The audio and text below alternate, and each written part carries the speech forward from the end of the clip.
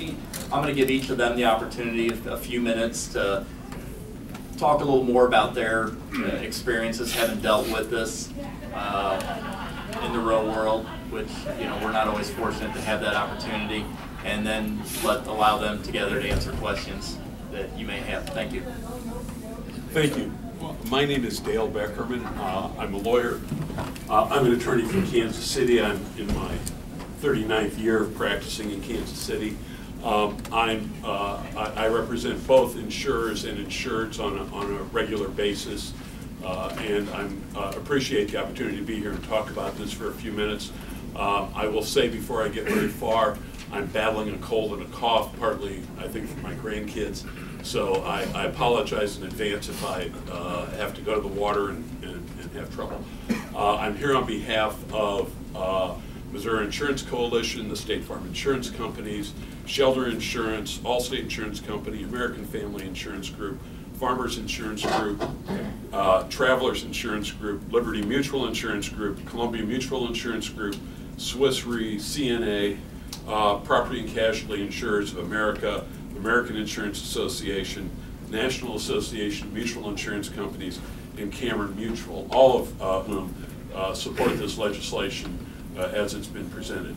The chairman presented it well, and as the chairman said, this is another something that has come up in the last couple of years, and there was a criticism of the proposal of the last couple of years that involves stays and immediate declaratory judgment actions, that those elements introduced delay, required insureds to go and hire their own lawyers, and that's all out of this. This is really an attempt to bring Missouri in line with the practice and procedure in many other states. I do a lot of practice in Kansas, and this is certainly the way it works there. It works very well without the windfall judgments and these uncontested consent judgments of many times the value of cases that we see in Missouri.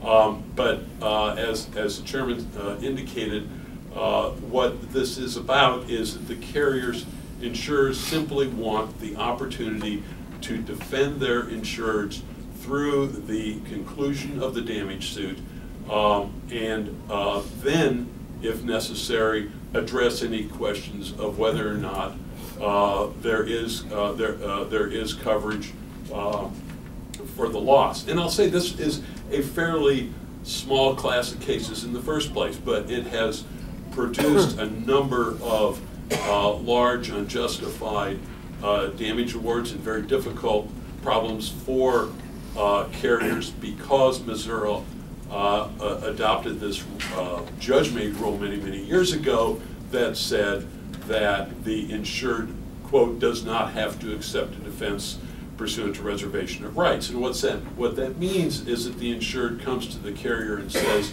either you give up your coverage defenses right now, or I am not going to accept the defense you've proffered me under the policy, because the policy obligates, and this involves policies that obligate the carrier to defend. That's most liability policies. And so the insurer faces the prospect of either waiving what may be perfectly legitimate coverage defenses in order to defend, or stepping aside, at which time the insured typically makes an agreement that protects the insured from any liability on the judgment, and the case goes to an uncontested judgment that is very often far larger than the value, than the reasonable damage value of the case, many times the reasonable damage value of the case. So, as I say, this Missouri, so far as I know from having practiced for years, and I don't profess to be an expert on the law of all the 50 states, is unique in permitting this to occur. And what happens is, in a small class of cases, these very large judgments that are then incontestable in amount are presented to the carrier by way of garnishment or bad faith suit, and the carrier faces an up or down judgment for, on a very large amount of money, and that they get settled. What happens ultimately is many of these result in many more settlement dollars than the cases were originally worth, and that ends up, well, everybody knows who pays for that. It's a premium, and so it ends up in the premium dollar. So we believe that it simply brings Missouri in line with many other states. Nobody's being asked to give up anything. It simply allows the carrier to defend the insured through to the conclusion of the damage suit and then sort out the coverage issues. It saves the delay issues, the like that were features of the prior litigation, of the prior proposals. And we believe it's a very sensible way to address this. That is the main portion of the bill. I think I've probably used about a fair amount of my time. If there are any questions, I'd be glad to take them up. Does anyone have any questions for this witness? Representative Colonna. Would you like to inquire? Yes. Oh, okay, go right ahead. Thank you. I'm sorry. I was just trying to figure out the best way to phrase my question that the entire audience wouldn't laugh, and that is, you know, sometimes when lawyers get up and testify like this, what we hear is blah, blah, blah, blah, blah. So, can you give me an example of the present fact scenario? I'm in an accident, you're my insurance company, you think that the policy may not cover me, and give me the fact scenario, and here's how it plays out presently. Sure. And then flip it to how it would play under the changes suggested. Sure. A simple one. You're driving a car you don't own. And understand that everybody in this room has a lot of experience and been in the world a lot, but you're driving a car you don't own, and you don't live in the household of the owner. And the question is whether or not you even should be driving that car. Did you have permission to be using it? Did you have permission to be using it at the time? And you would think, well, that's one phone call away, but it's not always. I mean, I've been in cases where you can't find people for months. You can't find the owner, or you can't find the driver even. But there's and so there is a question, even when suit is filed. Was Representative Colonna operating that car with consent? You say you're the carrier, the insurer of the car, and so we know you say you do, perhaps, but the owner we can't find. The owner, even that the carrier insured, and so you get sued. You walk in with your suit papers, and the company says, "We're glad to insure you, but we do reserve the right to decline to indemnify you if it proves to be the case later that you didn't have permission to use that car. That perhaps you had permission to use it in other circumstances, but not that, for business, but not personally. Perhaps you just were joyriding it. And so at that point, you can say, no, I don't accept that under Butters and the current regimen. I don't accept that. Either you give up the opportunity to question my permissive user status now, or I insist, or I'm not going to accept that defense. And if you do that, the next step will be that, because this is always done by with some agreement with the person filing the suit, the next step will be that you'll enter an agreement under 537.065, which says that if there's a judgment against you, you won't be liable for it. The only place that they will attempt to recover it is the carrier that declined to defend you.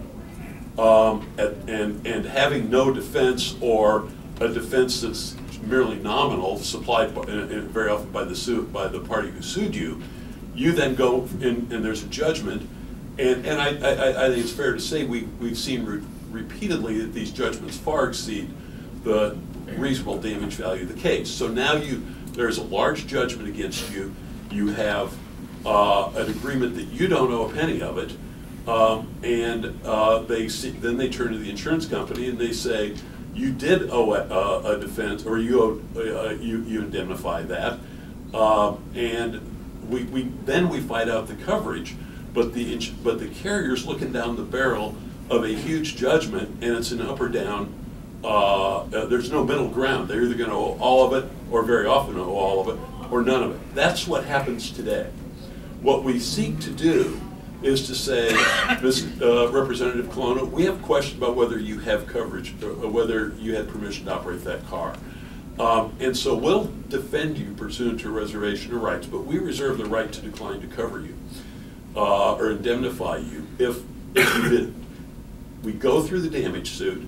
The insurance company has the opportunity to question your liability, to question the amount of damages, and give you a full defense, and perhaps, hopefully, come up with an end result that is a fair calculation of your, or a fair jury result of your liability and the reasonable damage value, and then take up the question of whether or not you had permission to operate the car, and there's a duty to indemnify.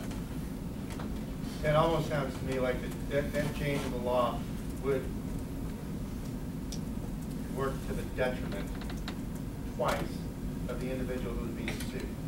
And here's why I say that. Because if we flip the law under the present bill, you tell me, okay, Mike, we're going to defend you, but when we're done with the suit, we may not pay whatever judgment is out there. As we're defending the suit, our motivation as the insurance company is to try and make sure that we get off the hook, because we don't want to cover any judgment for you.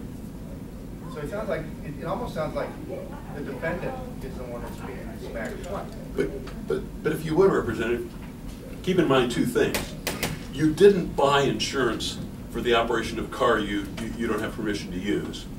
And second, the question of whether or not you had insurance for or permission to use that car is no issue at all in the suit that's being defended by a lawyer retained by the insured. So it's not as though there's going to be any pushing and pulling about trying to get into it or get out of it or anything, because your permission is not an issue in whether or not you ran the red light, if you will, or anything like that. So you hear sometimes the conversation about a, quote, conflict, but that's really theoretical.